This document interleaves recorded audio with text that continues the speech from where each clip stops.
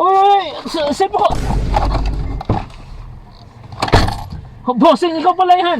Diyos ko, kala ko sirinig ko na cellphone ko eh. Sorry. Kala ko kasi siya. Di kita kilala eh.